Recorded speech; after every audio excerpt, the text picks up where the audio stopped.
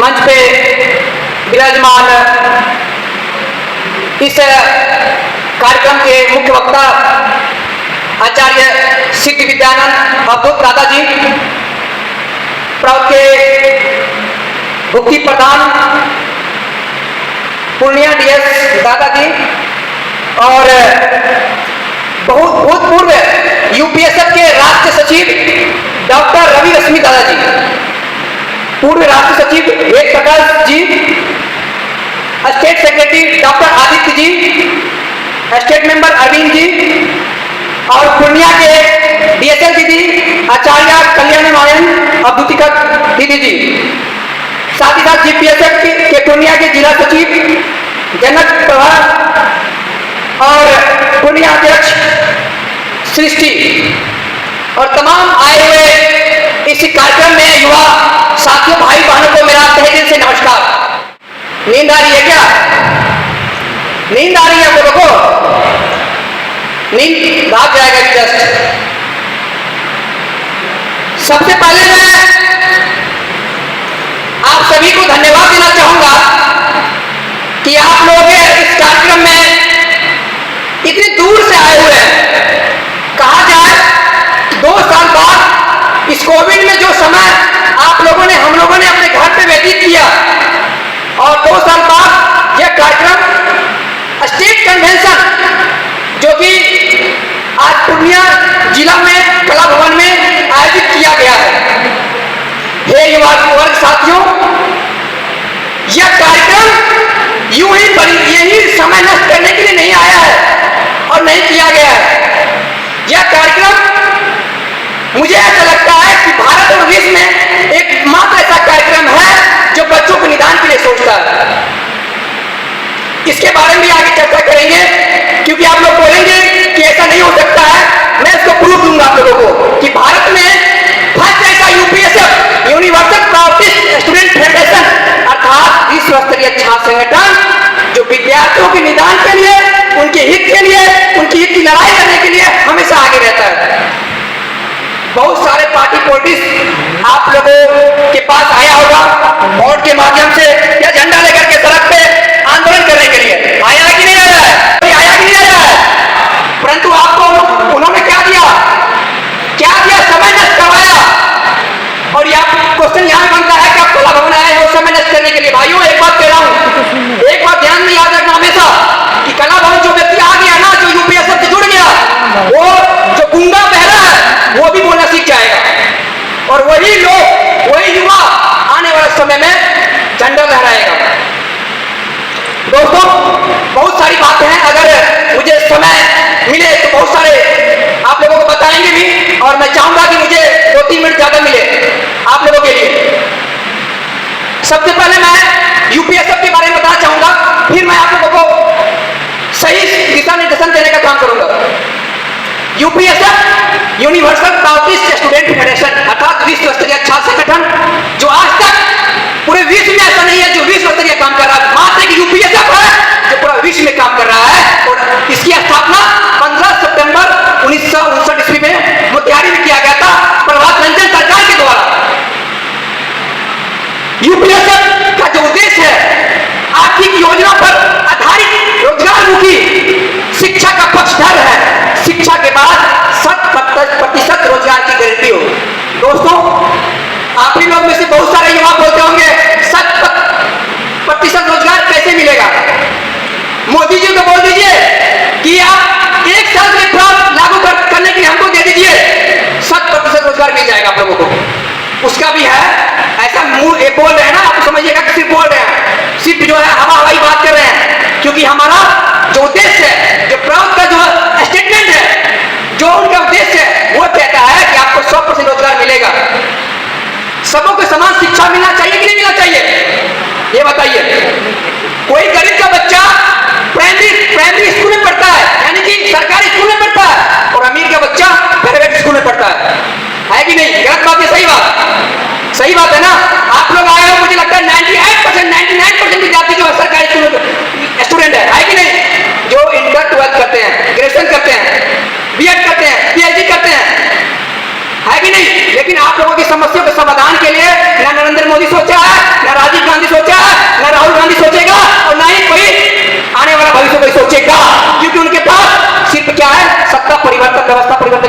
होती है दोस्तों। रोजगार कौन देगा? सिर्फ युवाओं का नाम लेकर के उसको बोलते हैं कि हम बहुत कुछ कर देंगे, लेकिन करता क्या? कुछ नहीं करता भाइयों। सत्ता परिवर्तन से कुछ होने वाला नहीं है, व्यवस्था का परिवर्तन करना पड़ेगा।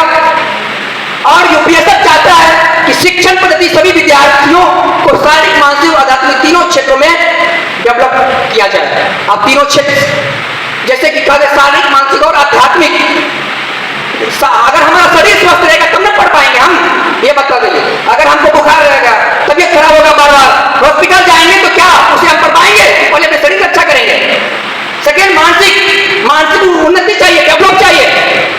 एक अच्छा मानसिक होना चाहिए जो बच्चों में बहुत कम मिलने को आजकल देखने को मिलता है।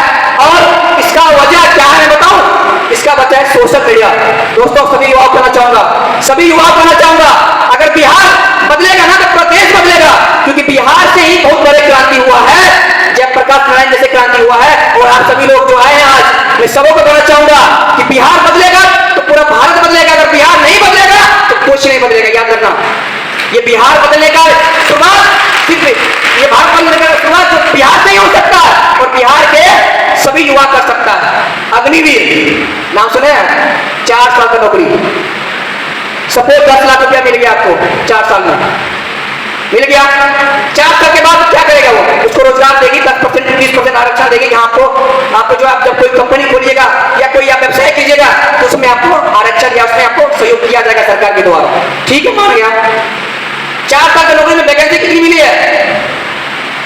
सपोज कोई एग्जाम्पल मानिए 4 लाख मानिए, जनसंख्या कितनी है युवाओं की, शिक्षित की, बताइए अब कहां जाएगा वो? 4 साल की नौकरी के लिए अब हम पूछना चाहते हैं ऐसे दलालों से कि आपके बेटी बेटियां जो बहुत वर्ल्ड क्लास में पढ़ने जाते हैं, फेमस कर दिल्ली, मैं भी दिल्ली में रहता हूं, मुझसे पूछोगे तो मैं यही बताऊंगा कि सभी लोग जितने भाई बहन हैं दिल्ली मत जाया करो पढ़ने के लिए, दिल्ली मत जाया करो। दिल्ली वही लोग जाएगा जो कि अमीर लोग हैं, वही लोग पढ़े। तुम लोग नहीं जा सकते हो? नहीं जा सकते हो। क्यों? पैसा नहीं है, पैसा नहीं है, तुम लोग व्यवस्था नहीं कर पाएगा, क्योंकि तुम लोग मजदूर के बेटे हो। किसके? मजदूर के बेटे बेटियां हो, पसीने बहाए यहाँ पे किसान, और उसका असमोज करके ऐसी की हवा में बैठने वाला कौन? नेता लोग को अपना कोई ठिकान होता ही नहीं है, और कहीं से कहीं कोई प्रोग्राम करके झंडा लेकर के विद्यार्थियों को बुलाता है। तो मैं यही कहना चाहूंगा, हे युवा वर्ग साथियों, उठो जागो, और तब तक सो नहीं जब तक लक्ष्य प्राप्ति नहीं हो जाए। और लक्ष्य मैं ये नहीं कहूंगा कि आप लोग नौकरी पाना होगा, लक्ष्य मैं चाहूंगा अभी के समय में कि आप लोग भारत को बदले। भारत से पहले क्या करते हैं? घर बदलने से पहले क्या दुनिया बदलते हैं? नहीं ना, पहले अपने बिहार को बदलिए, पहले अपने बिहार को बदलने का काम कीजिए। यहाँ जितने भी युवा हैं मैं सभी को कहना चाहूंगा, बहुत कहते हैं यार मुझे ना बहुत हेल्प किया, मैं बहुत कुछ किया, मैं उसके बदले मुझे आउटफिट क्या आया कि गाली सुनना पड़ा, मुझे जेल जाना पड़ा मुझे। अरे सही इंसान वही है जो हेल्प करता भी है, गाली भी सुनता है, लेकिन कभी भी वो हेल्प करना नहीं छोड़ता, वही सही इंसान है। कितना आप लोगों के पास प्रॉब्लम आ जाए, लेकिन कभी ये मत सोचिएगा कि मैं इस प्रॉब्लम से आप तंग आकर मैं घर बैठ जाऊं, किसी का हेल्प नहीं करूंगा, ऐसा मत कीजिएगा। दोस्तों मैं आज की कहानी बताता हूं। आज मैं सुबह से अपने घर से आया तो रास्ते में ई रिक्शा वाला मुझे मिला। 2 ई रिक्शा वाले से मैंने बात किया, बोला कि कितने रुपए ले क्लब होने के लिए? बोला 20 रुपया है। बोले कितनी सवारी? बोले अकेले। कितना रुपए? एक बोला 30 रुपया। एक आगे में था, उन्होंने बोला कि भाई आपसे 10 रुपया लेंगे। बोले ठीक है चलो, मैं बैठ गया। उसके मन में तो यार बच्चे जो है ये लड़का 10 रुपया मुझे दे देंगे, और सही बात बताऊं उनको मैं 20 रुपया दे दिया। बोला क्यों? इसलिए क्योंकि आपकी जो है ना विचारधारा ऐसी नहीं थी कि आप दलाली पर कर रहे थे। आप सीधा बोले कि बेटा कोई दिक्कत नहीं है, कला भवन वहां से बस स्टेशन से 1 किलोमीटर जो भी होगा, ठीक है, तो वो बात है। तो इस तरह की होना चाहिए, मदद कीजिए जहां भी लगे आपको कि गरीबों को हेल्प करना चाहिए तो हेल्प कीजिए। और मैं टाइम नहीं है, और मैं कहना चाहूंगा कि हमेशा एजुकेशन सिस्टम जो हमारे भारत की है काफी दयनीय है, बोलने के लिए बहुत कुछ है, लेकिन समय का अभाव है, टाइम भी हो चुका, लगभग 2 बजने वाली है, तो उसको देखते हुए मैं थोड़ा सा 2 मिनट और समय लूंगा।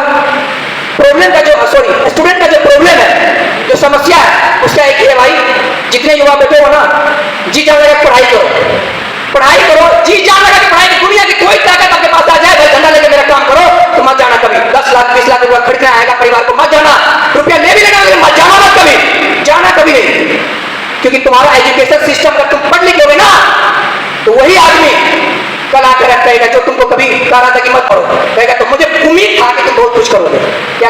उम्मीद था कि तुम बहुत कुछ करोगे, यू कैन डू इट, तुम कर सकते थे, ये कर सकते हो। बाद में बोलेगा जब कुछ हो जाएगा। कहूंगा कि अपनी पढ़ाई को बरकरार रखते हुए आगे बढ़िए, सब काम कीजिए, हर एक काम कीजिए। जब हंसने का मन हो हंसिए, जब रोने का मन हो ईश्वर के पास बैठ के खूब रोइए। लेकिन एक चीज हमेशा याद रखना, कभी भी जब प्रॉब्लम आवे ना, टेंशन आवे ना, कभी घबराना मत। घबराओगे नहीं ना? नहीं घबराओगे। कोई भी अगर घर का प्रॉब्लम हो या पैसा नहीं है पढ़ने के लिए, समस्या का समाधान है ऊपर वाला। जब तुम्हारा नेक फील होगा ना, तुम्हारा अंदर जो गंदगी नहीं होगी ना, ईश्वर आएगा और तुमको दे देगा, बेटा तुम्हारे पढ़ने के लिए ये रास्ता निकाल के जाओ, आगे पढ़ो तुम। लेकिन कभी विचलित मत होना, अपने कॉन्फिडेंस जो तुम्हारी क्षमता है उसको तुम आगे ले आओ, ढकेलो, कुछ करके दिखाओ। तुम्हारे में हौसला है, हम सब में ऐसा हौसला है कि तुम कुछ कर पाओगे। 10th 12th करते विद्यार्थी क्या करते, बहुत सारे सोशल मीडिया पर लग जाते हैं, है कि नहीं? कहते चलो आप पढ़ाई करेंगे, ग्रेजुएशन तो पढ़ाई करते ही नहीं। मैं खुद नहीं पढ़ा हूँ, ग्रेजुएशन में मेरी क्लास ऐसे ही हो रही है बीएन मंडल यूनिवर्सिटी में। आज तक मैं कोई कॉलेज नहीं गया, मेरा कॉलेज एमएलटी कॉलेज था, क्योंकि पढ़ाई की व्यवस्था ही नहीं है, व्यवस्था ही नहीं है। ग्रेजुएशन के बाद 60-70% विद्यार्थी क्या करते हैं, दो काम करते हैं, या फिर पढ़ते हैं या फिर बिजनेस लग जाते हैं। अब पढ़ते हैं वो भी है जो कुछ करते हैं, इनकम भी कमाते हैं और पढ़ाई भी करते हैं। और 60% जो है विद्यार्थी रोजगार कमाने के लिए दिल्ली, पंजाब, हरियाणा जाते हैं। ये बात मानना पड़ेगा। इसलिए जो भी कुछ करना है भाई, ग्रेजुएशन तक इतना कुछ करो, अपने आप को बना लो, इतना बना लो कि ग्रेजुएशन के बाद तुम्हारी नौकरी पक्की हो जाएगी। और नौकरी सरकारी नौकरी नहीं, तुम उसके हकदार हो गए। कोई कंपनी खोलने का, बहुत बड़ा मालिक बनने का, तुम उसके लिए हकदार हो गए। ऐसा बना लो अपने आप को, ज्यादा समय नहीं लेते हुए। और मैं ये कहूंगा, वक्त के कुक्र दल कुक्र छल का भरोसा नहीं, ये कुमार विश्वास की पंक्ति है, मैं उसको लाइक करता हूं। और सुनिएगा आप लोग, अच्छा लगे तो क्लिपिंग कीजिएगा। वक्त के कुक्र छल का भरोसा नहीं, आज जी लो, आज जी लो, कल की भरोसा नहीं। दे रहे हैं वो अगले जन्म की खबर।